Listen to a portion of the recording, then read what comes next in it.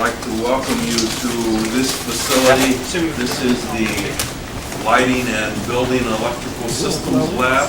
And we use this facility to teach about lighting, obviously, as well as power distribution. But the focus of our time today is actually with Norbert Lechner, who is a professor emeritus from Auburn, very much in the College of Architecture at Auburn University. He is the creator of the Heliodon that we purchased to help us study about solar position, and I'd like to also share with you his book. This is used a lot in architecture programs around the country, also used a lot by professionals. This one is heating, cooling, and lighting. And he has another book that I was not familiar with, one on plumbing, electricity, and acoustics. But Norbert Lechner, thanks for joining us, and appreciate it. So, thank you. I would like this to start as architecture engineering institute Nebraska chapter. We organized an event that we had the first time now in March 2012, and we're working on our segment. It's sponsored by the local Nebraska chapter architecture engineering as well as Ashland Nebraska chapter, and it's targeting the building industry as a whole, not just engineers but architects, project managers, basically trying to cover all systems and even construction administration that is involved in the building industry. So all those people in disciplines get together. I left some business cards here, so on your way out, if you didn't get one, please do. And read our website to get a little bit more information, and you're welcome to attend. At this time, we're collecting applications for speakers on business topics, so if you want to get it, or you would like to do so, please apply. Thank you. I'm not going to sell my book, but I think it's worth considering, so I'm going to pass it around. You can kind of read through it if you like. I was happy to see that box lunches are being supplied, because just recently I was invited to speak at a U.S. Green Building chapter, and they had lunch served on waiters, and when I finished talking, all the food had been removed. So I didn't get that lunch. I grabbed the lunch and make sure I don't get cheated. I didn't get paid either, so I thought I'd at least get a lunch. Primarily, this session is going to be about Heliodons and how powerful tools they are for learning about solar responsive design, and daylighting is one part of solar responsive design. The Heliodons are excellent for teaching and even simulating and analyzing solar responsive design. But I want to spend about 15 minutes showing you some slides on why I think it's so important to learn about solar responsive design. Because I see relatively little of it when you look at new buildings going up. The emphasis is going to be on daylighting, but daylighting has to be integrated with shading and passive solar. Otherwise, you've only made a small step. You need to go a giant step. High-performance buildings are going to be a necessity, not an option. And I think any time you design a building, your goal should be a net zero energy building. Not that you're going to get there right away, but that should be the goal. And it'll help you make decisions along the way. And daylighting is certainly one of those requirements to get there. What is daylighting? When I first got involved in this area, daylighting was mainly stuff like this, skylight. And now it's evolved quite a bit, and I'll show you what I'm referring to in a moment. But it did not include the sun. And I wondered about why is that? And I think it's largely because the daylighting feel, as we know it in America, the start of England, where it is very cloudy and very mild climate because of the Gulf Stream. We have a very different climate. The colonists came over here from England, the first ones like Kiewit and Jamestown, they mostly died because they were not used, I mean, literally died because they were not used to the extreme climate of America. It's totally different. So daylighting really cannot be based on English research. So sunlighting, I think, is a vital part of daylight. Maybe it is daylight, it's really sunlighting. And we have a lot of it. And this map, which is mainly created for photovoltaic applications, shows you that even the least sunny parts of the United States still have 2,000 hours of sunlight. Here is another way of looking at it. Oregon is known to be a very cloudy climate, Pacific Northwest. And you can see throughout the year that in the winter they have most of the clouds. But in the summer it's quite sunny. Even the most cloudy part of the United States, we have 47% of the time the sun. And then other places look like Fresno, California, it's 78%. So sunshine is very, very plentiful. What really changed my view is Bill Lamb, one of the great lighting designers, and he wrote maybe the first book called Sunlight. He realized that designing for the sky excluding the sun is a big mistake. And he made a wonderful case in his book about 40 years ago. And it certainly has changed my mind. Not only is there a lot of sunlight, but it is an immense source of light. Concentrated light. And it's difficult to control, so that's where the problem lies. But as far as a resource, it's far, far superior to skylight. And you can see a square foot of window collecting skylight can illuminate, ideally distributed, almost 50 square feet, while a square foot of sunlight can illuminate 267 square feet. So if you don't use sunlight, you're throwing away most of the light that's available. But sunlight is very directional and very dynamic. And so my conclusion is that south is by far the best orientation. North is the second best, quite a bit behind the south. And yet, there's wide belief that north is the best orientation. How many of you think that north is the best orientation for collecting daylight? Look like that, right? You can see that, or you don't want to mute yourself. And you want to avoid east and west if at all possible.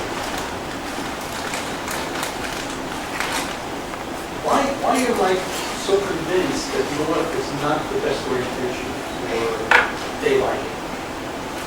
It's not just because there's a lot less light available. You can illuminate much less of the building with north windows than you can with south windows.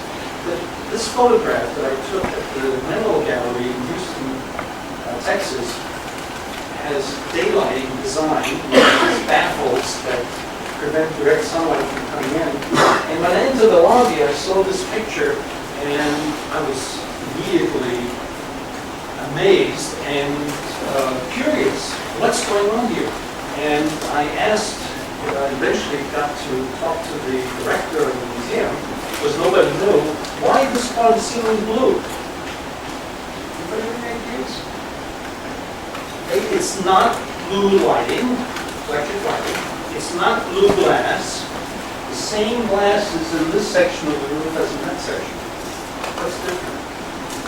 This part of the building is a two-story building towards the south. And so that part of the roof is in shade, while the further back roof is in sunlight.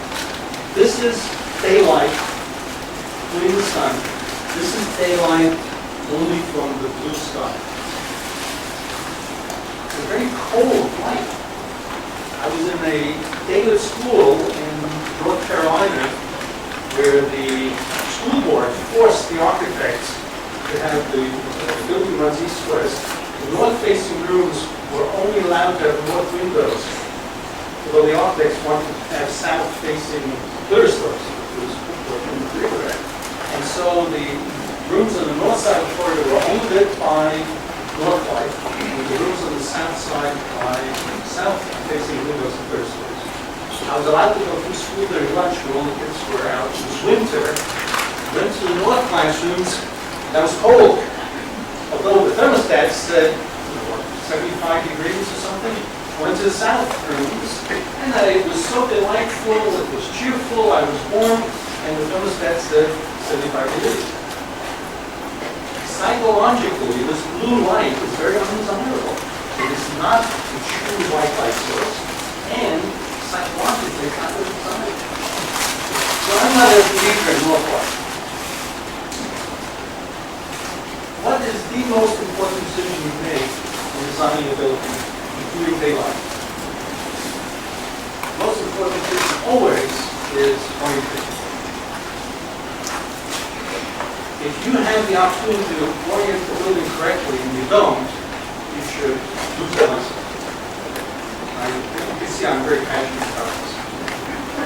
If you have a rectangular building, which a lot of buildings are, and if you whether you have windows on the short end or not, with the north-south orientations, most of these windows are going to face just west, which are terrible orientations for anything. Terrible for passive solar, terrible for shading, terrible for daylight. If you rotate the building east-west, then all the windows most will face north and south. South is the best, north is second best, and you might be able to avoid having east-west windows. I've done a crude calculation. If your building is designed very much like I showed, with windows only in the long facade, this doesn't make that clear. When you go from the worst orientation, north-south, to the best orientation, you can cut energy use for heating, cooling, and lighting as much as 50%. How much did that cost to do? That's a free lunch. 50% energy cut at no cost. Now, usually you can't get 50%, but in almost every case you can get 10%. That's not very good. You might get 20 or 30%. So is there any excuse for not doing that? That's a free lunch. It should be made law. So let's talk a little bit more about lighting. If you designed electric lighting, where would you put the electric lights in the room? Where are they in this room? Up there. They're not on the wall. If you have the lights on the wall, they're decorative. It's nonsense. So why is that? Overhead light is the best. It's not glary, it creates the least shadows, it's clearly the best. So when you have daylighting, what kind of light do you want? You want it horizontal from the window? No, that's not going to be the best light. You want it from above. And if you just have a lot of glass, then you don't get that. You get a lot of horizontal light, a lot of glare light, and a lot of shadows. That's not the best kind of lighting. So, I think that in the history of humankind, there have been some really great inventions. There was the invention of fire, the invention of the wheel, the alphabet, the Venetian blind, and the light show. I think those are the greatest inventions of humankind. And what it does, it just, I wish I had invented it to take credit for it, but I only appreciate it. With a light shelf, you can bounce the light up to the ceiling. When the ceiling is a white diffused ceiling, which it almost always is, what do you get? You get top lighting, diffused top lighting, the ideal kind of lighting. At the same time, you're shading the view window, which would not give you very productive lighting, just help over you. You really need a light shelf both on the outside and inside, because otherwise the light can come directly down and shine in your eye through the daylight glazing. You can put Venetian blinds up here, but they're not nearly as effective. You lose a lot of light. Really, the indoor light shelf, which is nothing more than just a piece of cloth on a delicate metal frame. As a matter of fact, that's what you want. Otherwise, if you make it rigid, people put plants and books and stuff on it, defeating the whole purpose. And if it's cloth, you can throw it in the washing machine every so often so that it's clean and nice and reflective. You can't help but have these west windows in some cases. You don't need them as much as they're used. I would guess that half east-west windows are, in the United States, are necessary. These are the existing orientation windows. They're not with the same size window, the same number of open spots. But if you have to have them, if you still want to get quality daylight, your light show on the outside and inside has to be much larger. Otherwise, you're going to get too much sun. And that, of course, gets much more complicated and much more expensive. So you really don't want to have that challenge if necessary. This is how traditionally glare is taken care of, or excess sunlight. But what you lose is the view. With a light show, you maintain the view. Much on the south, you can maintain the view all the time. And on east and west, you can maintain it most of the time. This is really not what I consider an ideal solution to control daylight. So just to give you a few examples, these light shows are increasingly popular. This is in Singapore. And here you can see a close-up. And one of the things I like, and I'm going very fast because I want to spend more time on the Heliodon, is that different orientations need different solutions. Even different glazing definitely west requires much larger shading and textures than the south. By the way, if anybody has any questions or want to challenge me, I'm used to getting feedback during the lecture, so you don't have to wait for me. Anybody have any things they wanted to say? What about the north? Now, it's very hard, not impossible, to have a building with only south windows. Generally, you want windows on opposite sides of the building. And besides the view, collect some daylight.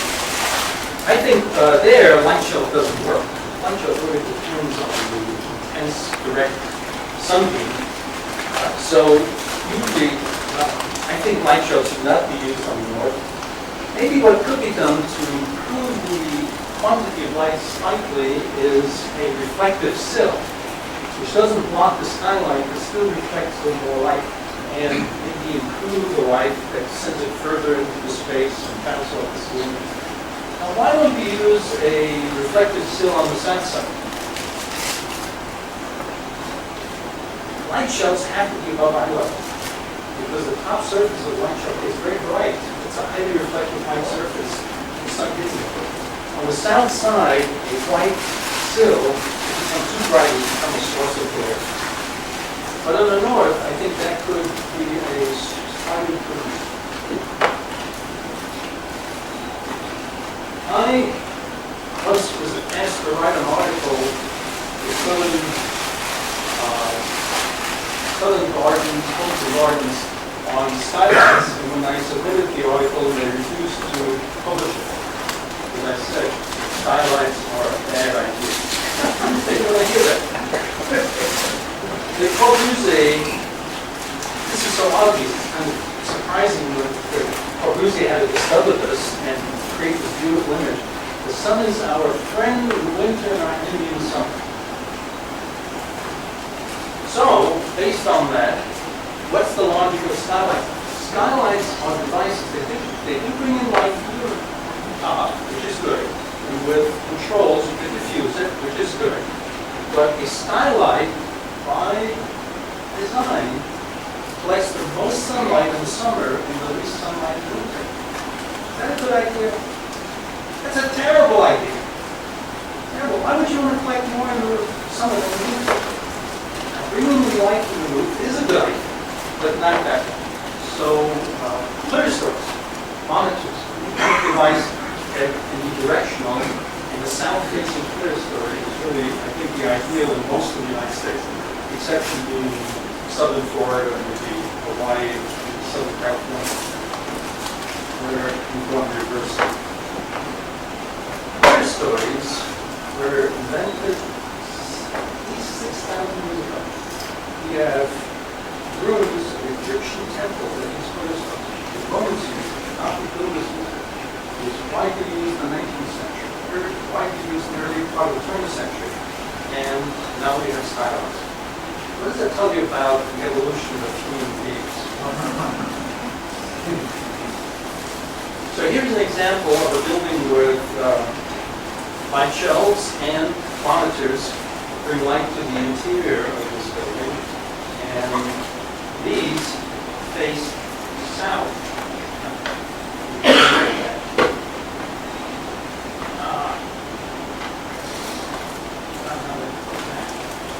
Anyway, oh yeah, thank you.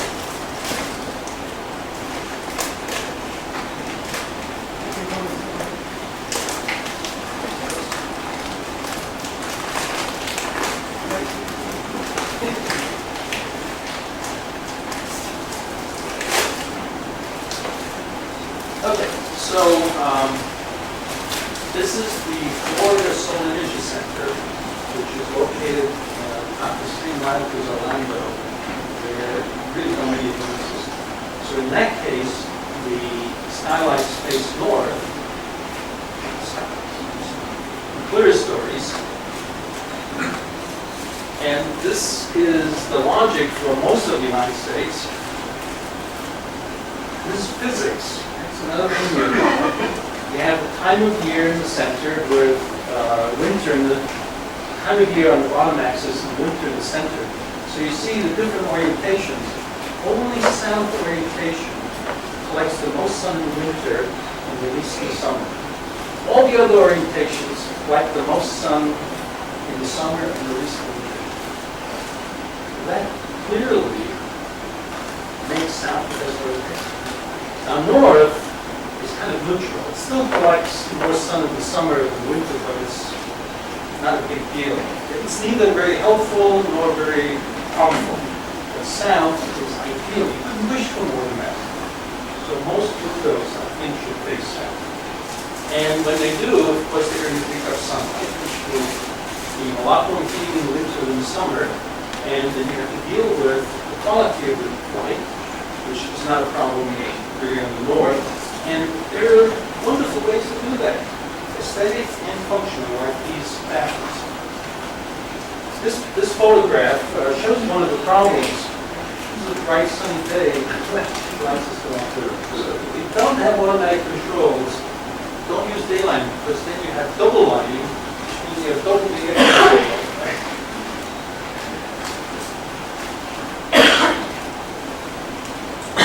So what you daylighting is, the goal is not just daylight.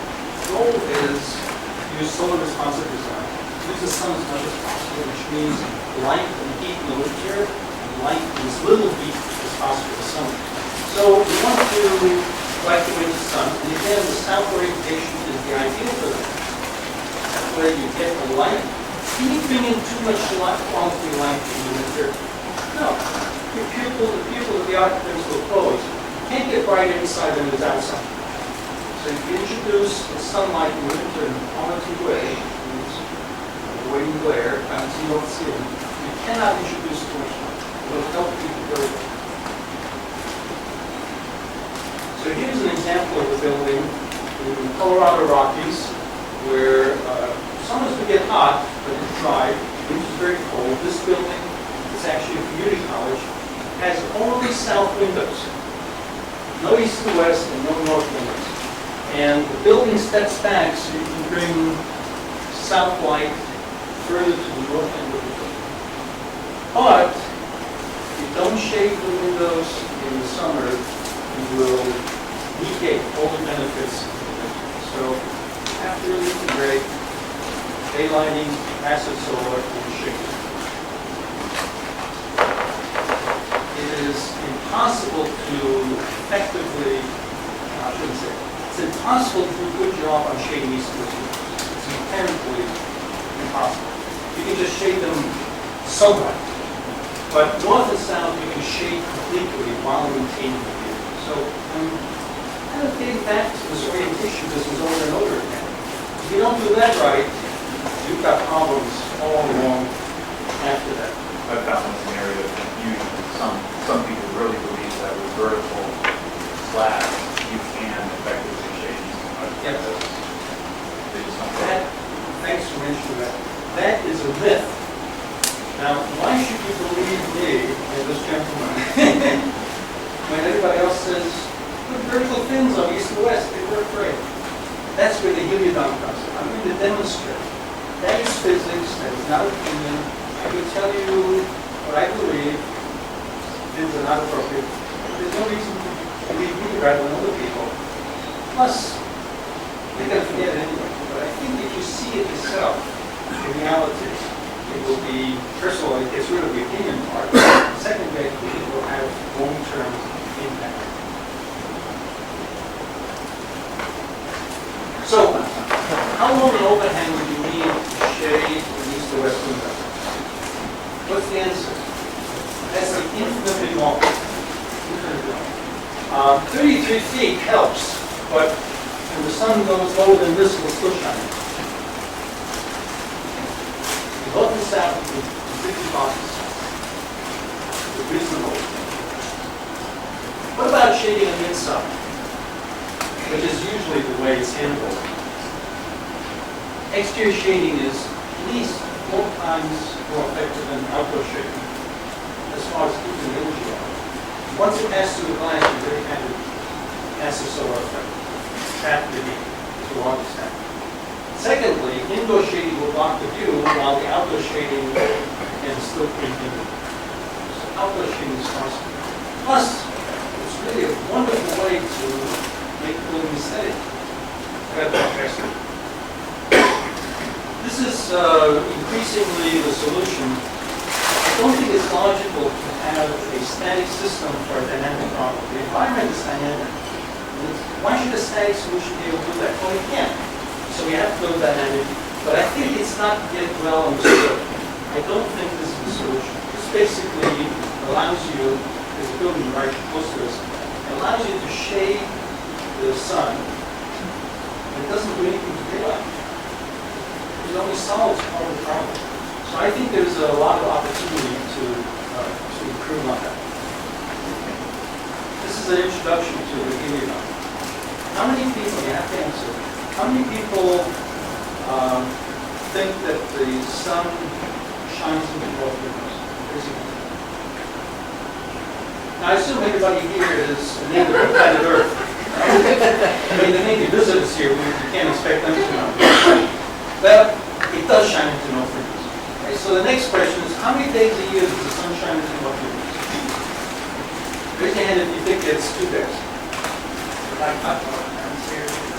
Yeah, but the same would be true or the reverse. How many say it shines in more than 10 days? More than? More than that. More than 50 days. The right answer is half a year. Half a year shines.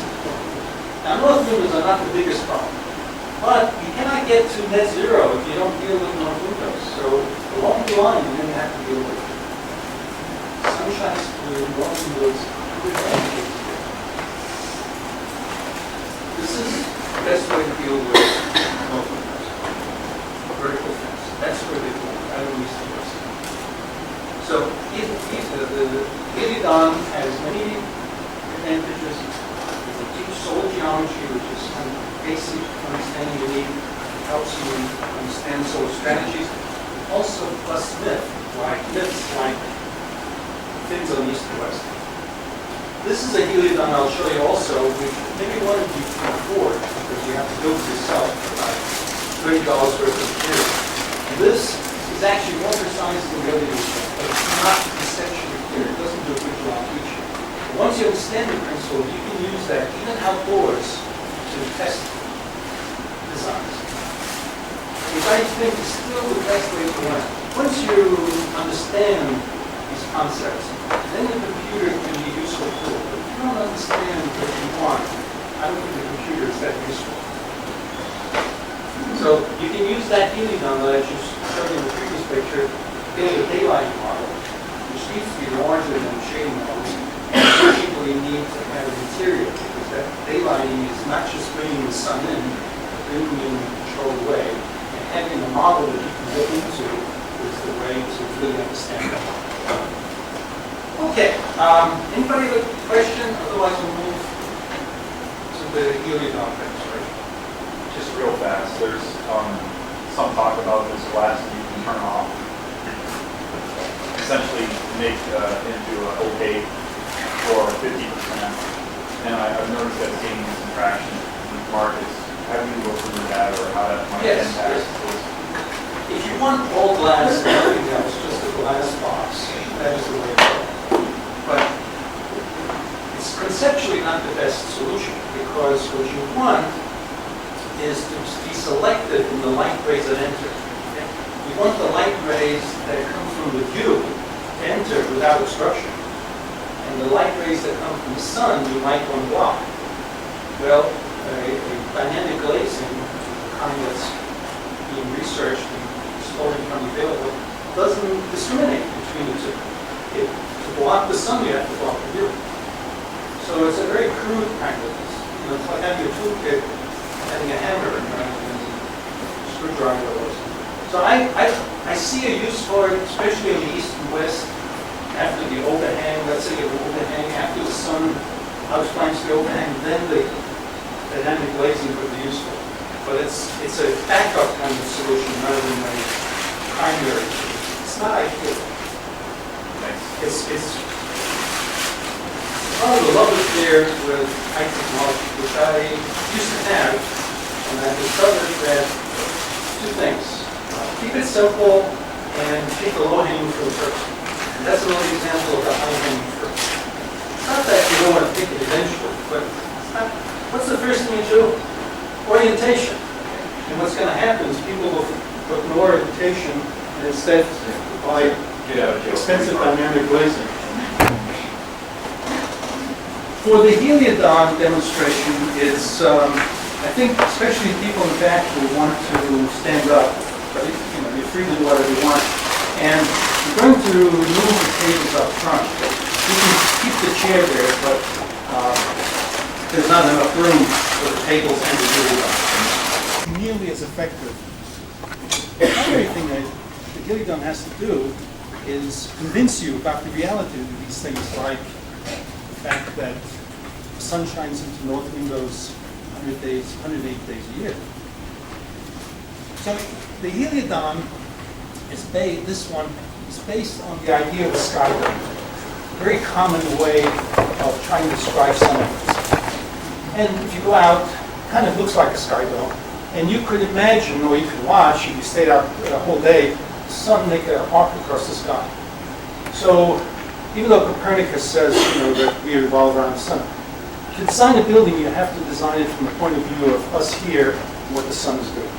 So the sun moves across the sky. And it only moves across the sky in a portion of the sky, which we call the solar window. There's more to the sky here and more here. The sun doesn't come from there. We have 7 rings. This one represents June 21st, summer solstice, highest the sun gets. July, always the 21st, August, September, October, November, December, January, February, March, April, May, June. Because of the annual symmetry, you only need 7 rings rather than 12 for the 12 months. How many days a year does the sun rise due east and set due west? 2. Okay. Those are called the equinoxes. But much more important than equal day and night is that only on those 2 days, everywhere on the planet, the sun rises due east and sets due west. So that is this ring right here. Turn the light on. I have a switch which allows me to pick any month. So I'm going to pick March and September, and I manually turn. So notice the sun is moving, rising due east. Turn this a little bit more.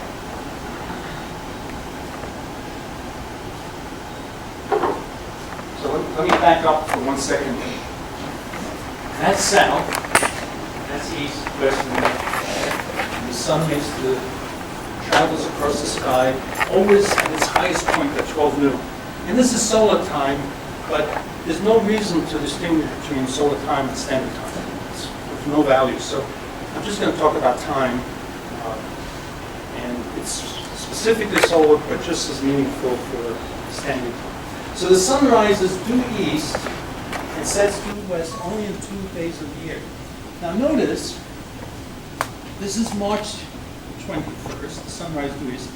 On April 21st, it rises north of east. May 21st, it rises even further north of east.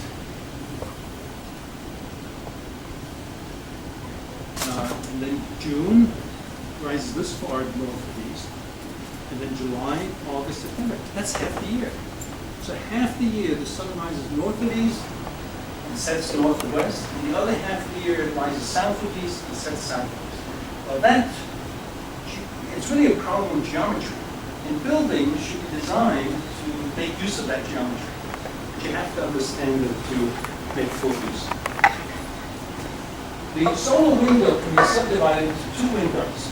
The summer solar window, when we want to reject the sun, except for the daylighting part, and the winter portion, when we want to harvest the sun, as much as we can get. Now, the exact, they're not defined because it depends on the climate, and climate depends on the latitude, so it varies from place to place. Let me show you, and this Heliodon can represent any place on the planet. That's one of its values. That the solar window, the size of it, never changes. The proportion of summer to winter changes, but the actual solar window is the same everywhere on the planet. So when you get to the equator, some of you may end up designing buildings in the tropics, because there's a lot of building going on there. That's the developing world. They get many architects and engineers from the temperate climate. So it's worth even knowing that. At the equator, there's complete symmetry. March and September 21st always are in the middle. They always rise no matter where on the planet. But at the equator, the north facade and the south facade receive exactly the same amount of sun and the same sun rays. And then, as you move further north, when you look at a map, there's a special parallel, special latitude that gets labeled. What's after the equator? What's the next one? Tropic of Cancer. 23.5 degrees north latitude. Why is that a special parallel? What's so special about it? It's the first place heading south that the sun is ever directly overhead. Or, as we're going north, it's the last place on the planet, northern hemisphere. It's just, everything I say is true of the southern hemisphere except the names are reversed, right? So we're just going to focus on the northern hemisphere. Northern hemisphere, when you get to Tropic of Cancer, that is the last place the sun is ever directly overhead. It's on June 21st, 12 noon. As you keep going further north, the sun is never directly overhead. It's actually lower and lower every month of the year. The angle difference between December 21st, 12 noon, and December 21st, June 21st, 12 noon, is 47 degrees, which is 2 times 23.5 degrees. That 23.5 degrees is a magic number that's worth memorizing. The tilt of the Earth's axis of rotation is 23.5 degrees. The tilt of the axis of rotation to the planet. And that determines the seasons and all of this geometry. So, Tropic of Cancer, 23.5 degrees. What's the next thing on the maps that you find special parallel? It's the Arctic Circle. Okay? What's the latitude of the Arctic Circle? Well, it's not 23.5 degrees. It's 90 minus 23.5 degrees, 66.5 degrees. What's special about that? On June 21st, you have, for the first time, moving north on the planet, you have 24 hours of sunrise. At 12 midnight, the sun goes half below the horizon and then up again. In December 21st, at the Arctic Circle, does the sun never rise? Actually, it rises halfway. At 12 noon, the sun comes halfway above the horizon. So you have a short period of twilight, and then you have half the sun, and then twilight again. What happens when you go to the North Pole? Now, you know the ice is melting, right? So the whole thing about where we build and where we go is changing. Arctic ice is melting. It won't be long before cruise ships go to the North Pole. And what time of year do you want to go to the North Pole on a cruise ship? And all the ice is melting. Well, if you go in the summer, on June 21st, for example, the sun revolves around you, if you're saying North Pole, at the same altitude all day. What's the altitude? 23.5 degrees. Well, that gets boring, I think. And then if you go on December 21st, it's 24 hours of darkness, maybe you see stars and maybe northern lights, that sounds pretty good. I think the time to go, either for your first or second or third marriage, is at the equinoxes, because you have 24 hours of sunset. Is that romantic? Oh no, I always get it wrong. 24 hours of sunrise. No, wait a minute. Which is it? Sunrise or sunset? Not relevant, right? The sun spends the whole day half above the horizon and half below. So that's when I will go. Although I'm not planning to be married. So, anybody have any questions so far? All right, let's go. The local latitude is what? 40 degrees? 44. 44. Okay. So there is a disk on the side here that has the latitude. You can go from 0 equator up to the poles at 90 degrees. So I set it for 44 degrees. The skillings don't move. That's a one-time adjustment. Okay? So this is the way the sun moves across the sky. This is the highest the sun ever gets at this latitude. All around Europe. All the same. So let's see what we can learn from this. This is my favorite introductory scenario where you play this mental game of you're going to build your dream house. Maybe you already have a dream house, but maybe you want another dream house, or first dream house. So you get these beautiful plans that you make up yourself, you buy, you hire a really good architect or something. And what else do you have to do? You have to buy a piece of land. Right? So you know where you want to live, you know the neighborhood and everything. So you go looking around, drive around, until you find an empty lot. And can you see back there? If you can't see, I highly recommend you get up and just move around, stand there. It also helps keep you awake. And so you're ready. You find out how much it costs, you're ready to buy. You say, wait a minute, there might be a better piece of land or a cheaper piece of land, right? You don't buy the first thing. So sure enough, and the first one you found was on the East-West Street. Sure enough, right around the corner, there's another empty lot on the North-South Street, and it costs exactly the same. You know what house you're going to build. I don't care if it's solar or not, just any house. And so now you have a dilemma. Two lots, same neighborhood, cost the same. Does it matter which one you buy? Well, many people know, or think they know. Most people really don't. But, you know, so many things I used to teach that turned out to be wrong. So maybe what you think is right is not right. Or maybe you have got it wrong. So why don't we find out what the facts are? And the Heliodon is facts. It's a physics, really.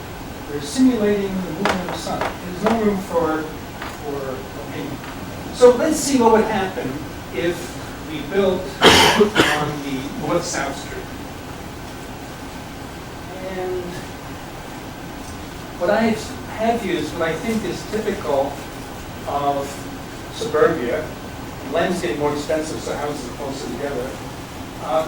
Typically, in suburbia, houses will be arranged so that most windows face the street and backyard. If you do it differently, then most of the windows, you assume that most windows are on the long facade, then most of the windows face your neighbor. So most people agree that this is realistic. And after all, if you're in a townhouse on the North-South Street, where are all your windows? They all face east and west. In my example, I'm saying most of them face east and west. Anybody disagree with that? All right, so let's see what happens. Let's look at a hot month. And June gets the most sun, but it's not the hottest month because the Earth is still cool from the previous winter. And it's a big mass that takes this time around. So let's pick a hotter month like July. And notice the sun rises north of east. That's east. And it spends the whole morning in eastern sky. The summer sun spends the whole morning in eastern sky. And with this arrangement, you had a lot of these windows, getting a lot of morning sun. Good or bad? Bad. So we continue, then around noon hours, the roof sees most of the sun. And then in the afternoon, the sun spends in summer the whole afternoon in the western sky, shining into a lot of west windows. Is that good or bad? So you're going to have a big cooling load in the morning and a big cooling load in the afternoon. But maybe it's good in the winter. So let's see what happens in the winter. Let's pick a cold month. December, we get the least sun from we get the least radiation from the sun, but it's not the coldest because the earth is still warm from the previous summer. So I'm picking January. In January, the sun rises south of east. It shines into these windows early in the morning, but the sun spends most of the day in the winter shining into the southern sky, into south windows. But with this arrangement, you don't have any south windows. What's worse? You see? You can't see it on the camera, but people, especially inside, the buildings are shading each other. Unless they're far apart, but that's less and less the reality. How much winter sun do you get from the south in townhouses or row houses? None. So with this arrangement, by buying the lot on north-south street, you will have a very large air conditioning load and little if any help from the winter sun. Not especially great. Now, let's see what would have happened if instead you had built on the east-west street. How much more expensive was that? Same thing, right? Same house, and the lots cost the same. So for no difference, I'm going to show you not only a free lunch, but a free lunch that you get paid to eat. How many of you people have gotten a free lunch? Maybe some. Usually you're kind of nervous. How many of you have gotten a free lunch that you were paid to eat? This comes from Amy Lovelace. It's brilliant.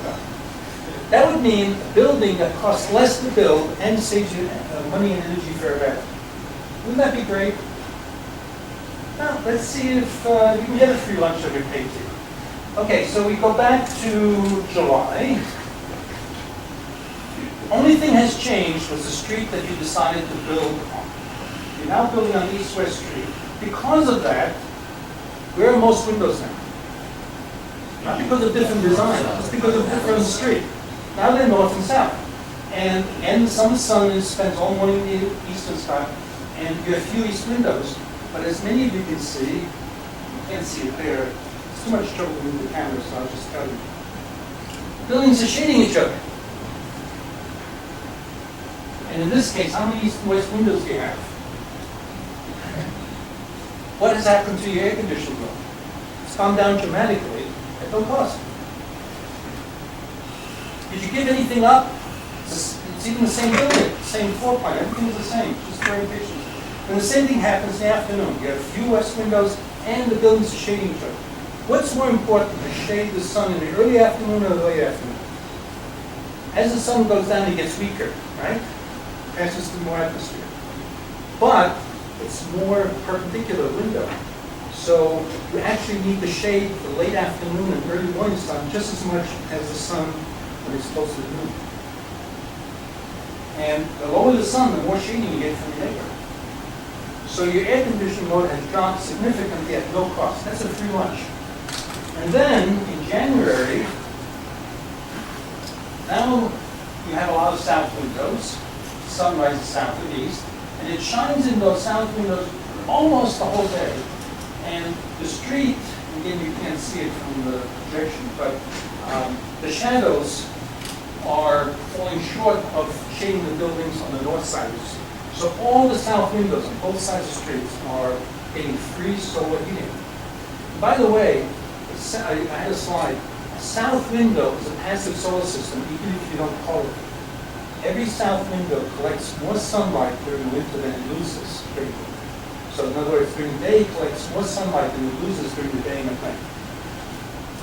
So every south window in the world is a passive, in the northern hemisphere, is a passive solar. Now you can make passive solar more efficient by doing other things, but all you need is a south window to get something for nothing. So now with this situation, you have decreased your cooling load and spending on cooling. You've decreased the heating because you're getting free help from the winter sun. So that's a free lunch. Anybody disagree with that? At no cost, you have saved yourself money for the life of the building.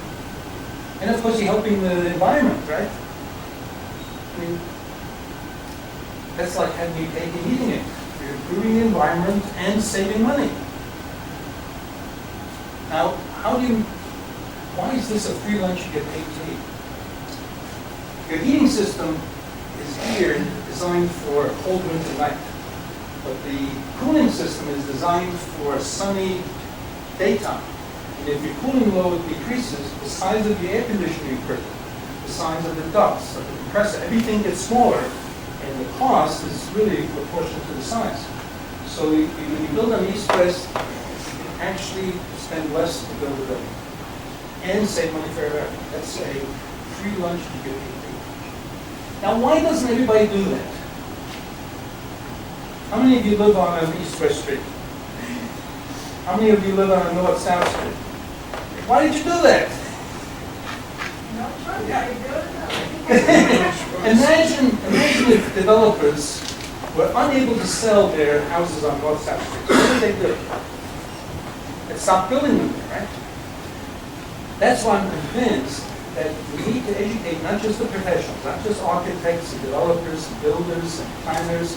We need to educate the general public also. If everybody understood this, there's no trick here. This is knowledge that saves money and the planet. And not trivial either. This is significant stuff. That's why I'm here talking to you. I'm glad, thank you for listening to me. But there's important knowledge. In our system, if something can't make money, there's no interest in promoting it. Nobody can sell orientation. So who's promoting orientation? You've got to educate people. One of the things we want to do is put these into science museums so that kids, teachers, and parents learn. We need to go to universities and professionals learn. Everybody needs to learn. And this is just orientation. Let me show you some other things. Anybody have a question? So would you put your bedrooms on the south side of the house then? No, I would, in my book, I'm not plugging it, but that's part of what I talked about. What rooms should be where? I would put bedrooms on the north side. Bedrooms should be cool, living rooms should be warm. So, I think she said it designed for warm winter nights. Will that help with- I like sleeping in a real cold room. I have a question. So it's preferential. Typically, I would suggest that the bathroom and the bedroom where you make it is wet and you have the most opportunity to be cold should be the warmest rooms. Don't you think? I mean, that's where I'm dressing and undressing. I'm not dressing and undressing in my living room. I'll tell you what, I'm already behind. I could stick around another hour. We can discuss all these things. Let me show you just a few more, I think, very important concepts, okay?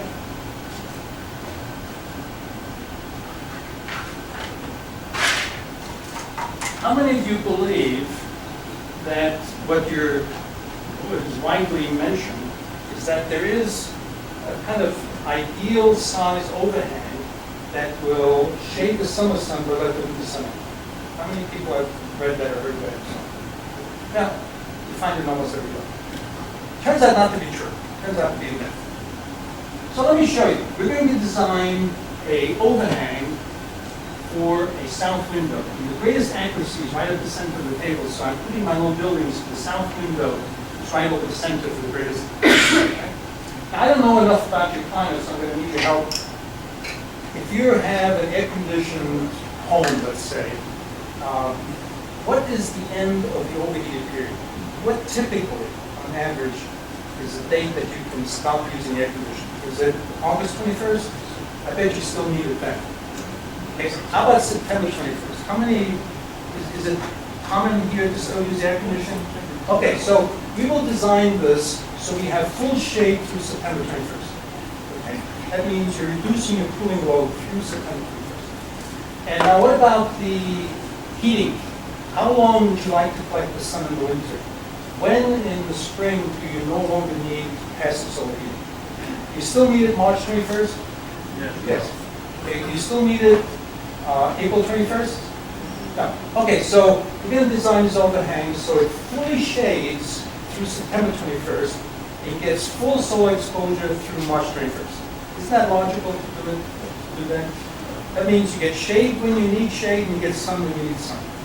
All right. Let's start with, I'm going to work at 12 noon for this. It's true for any time of day, but 12 noon is when the sun is strongest and the effect is greatest. So I'm putting all the lights at 12 noon. There are numbers here. That's 12, 1, 2, 3, 4 p.m. and so on. So let me start with June. And this is the angle at this latitude. So to block the sun on June 21st, I need to have an overhang that's maybe 1.5 feet. And you do need sun in July, shade in July, so it has to be this big. And you need shade in August, we agreed, so the overhang has to be that big. And we need shade through September 21st. So at this latitude, with this kind of climate, that's how long the overhang has to be in the south, which is about 6-7 feet. Now, you can put a porch there. What's the height? It's not 45 degree angle. Yeah, I'm not sure, it changes with the latitude. The overhang is slightly above the window. Okay, so for a window that's the whole height of the wall, you would need an overhang that large. Now, if you make the window less high, the overhang will get shorter, but it doesn't change the logic of what we're doing. Because we're going to look at, for whatever size window, we're going to look at it in the summer and the winter. So for this size window, let's say it's big, like a patio goose. You need an overhang that large to shade the sun through September 21st. Now let's see how well this does in December. Okay, for those of you who are close enough, you can see that the shadow line, you can almost make it out on the projection. The shadow line is about there, so we're losing about 10% of the sun. And that's not bad, right?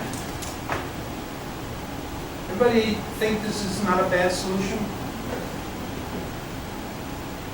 When is it coldest? In the winter, December? No, I already said that before. December's not the coldest. Do you want sun in January? Absolutely. Now notice in January, losing how much of the sun? 30, 40%? Is that okay? No, it's gotten colder and we're getting less sun. You agreed that we want sun in February. How much sun are we getting in February? We're shading like 70, 75% of the sun. Is that a good scheme in February when it's really cold? And in March, it's completely shaded. The sun is in the same place in the sky September and March 21st. An overhang cannot simultaneously shade the window and let all the sun in, the same sun angle. A fixed overhang is a myth. A fixed overhang on the south to shade the summer sun and let the winter sun in is a myth. Clear-cut myth. And you've seen the physics. This is not my opinion. Anybody see a fallacy in what I'm saying? Now, we could compromise. We could do this. But it's not really any better. What you're doing now is letting some summer sun in, so you're not paying more for air conditioning, and you're still not getting all the winter sun. So you're really no better off. You're just kind of shifting what time of year the load is.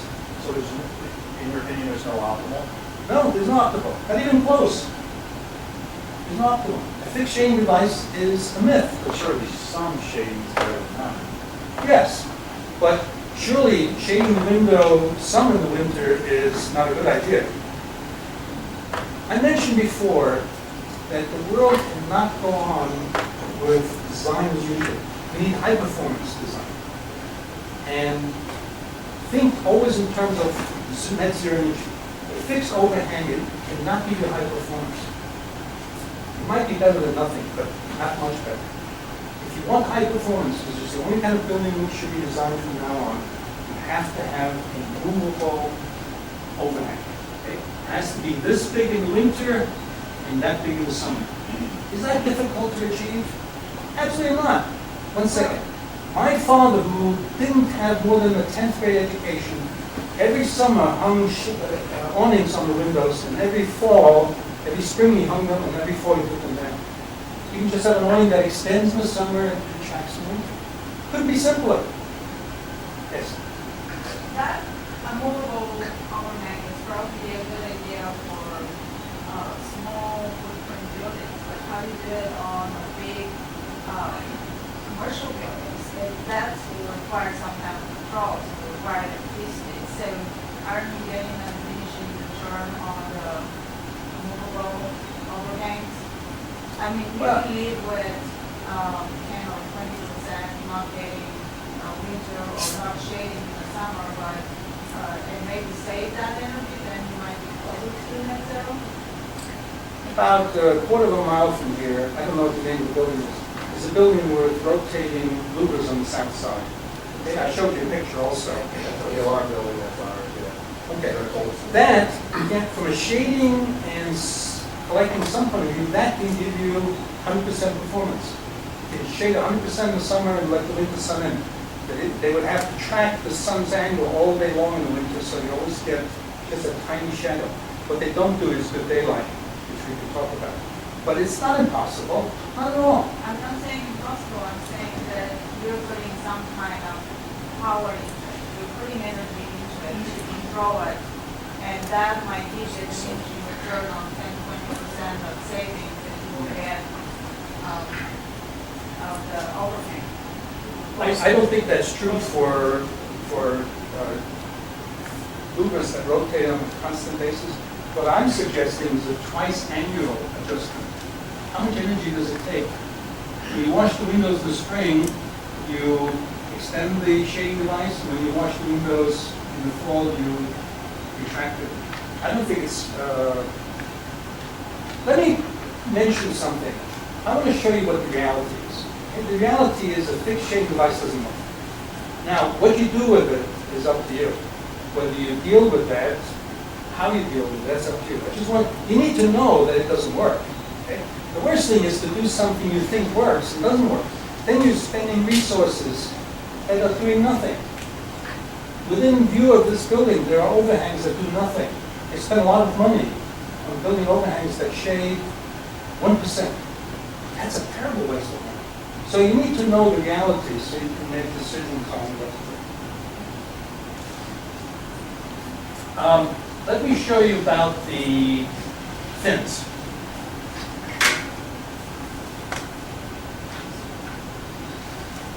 We're talking now about fixed fins that are perpendicular to the wall.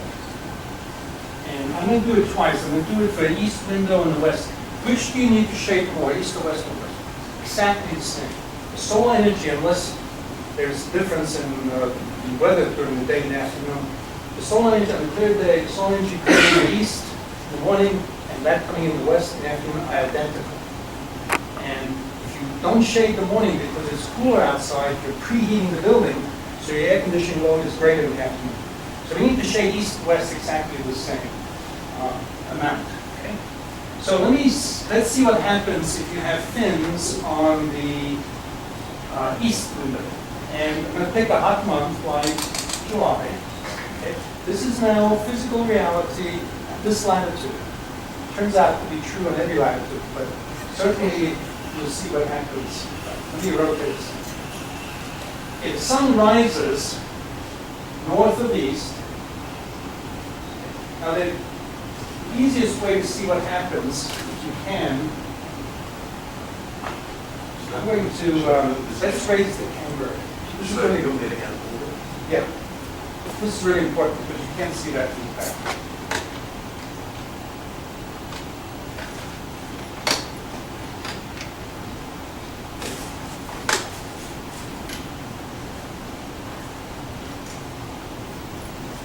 Actually, go back over to southeast. I think that just aim it. Well, a little more southeast. A little more south. Okay, let's try that. Here you can see the extension of what's happening. Okay. So let's back up. Sunrise. The sun is shining right in. That's now 7 in the morning, 8 in the morning. Remember what I said, when the sun is low, even though it's weaker, the heating effect is just as large? Is that a good solution? It's close to zero. How can anybody say that's a good solution? Or passive solar is good. Passive solar works much better in the summer than winter. So you have to be anti-passive solar in the summer. So that's now 9 o'clock in the morning. Now we're starting to get a little more shade, but we're still getting like, what, 85% sun? You can't see it over there. Can we rotate? Come over on this side, that's better. No, I know why. Stay there, you'll see it when I'm on the west window, okay? So if you can't see this right now, you'll see it west, you'll see it when you do the west window. So,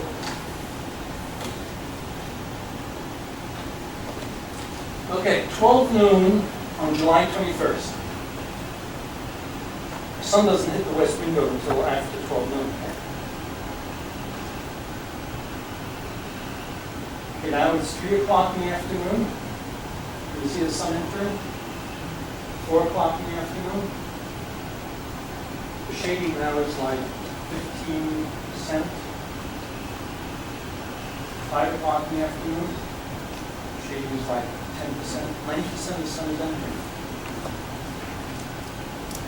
Talking about passive solar, these fins will block the winter sun. You do pick up some sun on the winter from the east and west. With fins, you lose that. So you lose any winter benefit, and you've gained almost no sun benefit. It's an outright myth.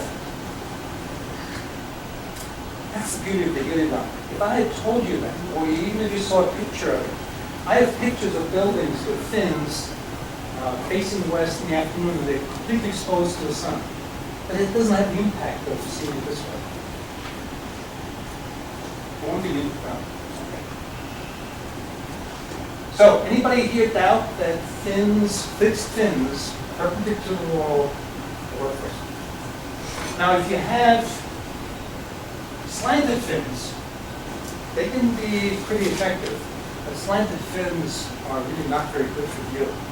It's not very good. And fins redirect the daylight left and right, which is not good. Louvers, best solution on east and west is to have an overhang or louvers. They work just as well as fins, actually do better, and from a daylighting point of view, they reflect the light up to the ceiling. So from my point of view, my understanding, you should never use fins on east and west. They're not nearly as good as overhangs or louvers. Louvers being horizontal. The place where fins shine is on the north. Because on the north, the sun comes only from a very slanted angle, and the fins are beautiful. And you don't need very big ones, and you don't need very many. So north facade should have fins. The only place where fins make any sense. So let me, many of you have to leave because we promised that this would not take longer. Feel free to get up and leave. Open Skylights.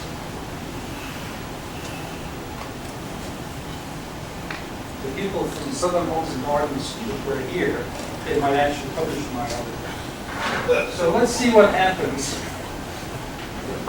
during the year. A skylight is essentially a window in a horizontal plane. You have a flat roof you may have a bubble over it, but that's for structural and rain reasons. The opening is horizontal. If the roof is sloped, then as the slope increases, you go from a skylight to a clear slope. So at 45 degrees, it's somewhere in between. But let's look at the case, which is quite common, a skylight in a flat roof. Okay, so June, sun is highest. The sun sees the skylight as a big opening.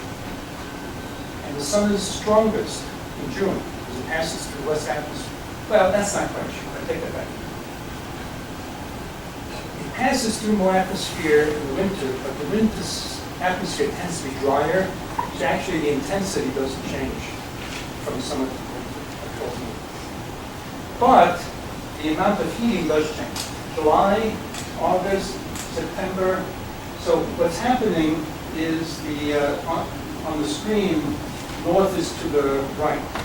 What's happening is that the sun, as it goes down the sky, is creating a puddle of light further and further north inside the room. Or there was a wall, it would go up the wall. This is if it was clear. If it was diffused, you get the same amount of sun, it just would be scattered. The diffuse translucent skylight doesn't change the quantity, it only changes the quality of the light. November, December. You can just barely make it out. How does the brightness compare summer, winter? When do we get the most of the skylight? When does we collect the most sunlight? Summer or winter? Summer. Which is totally illogical. It's like shooting yourself in the foot. January, February, March, April, May, June. Now bringing in light, I'm repeating what I said before, but it's worth seeing it with your own eyes.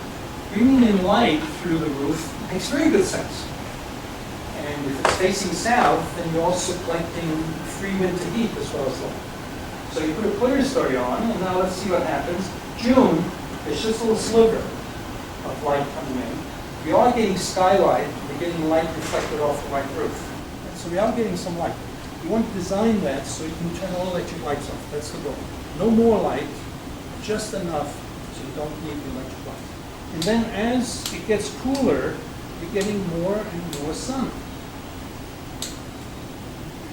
And so now you're getting all the light you need, even more than you need, and that's helping heat the building, which is good.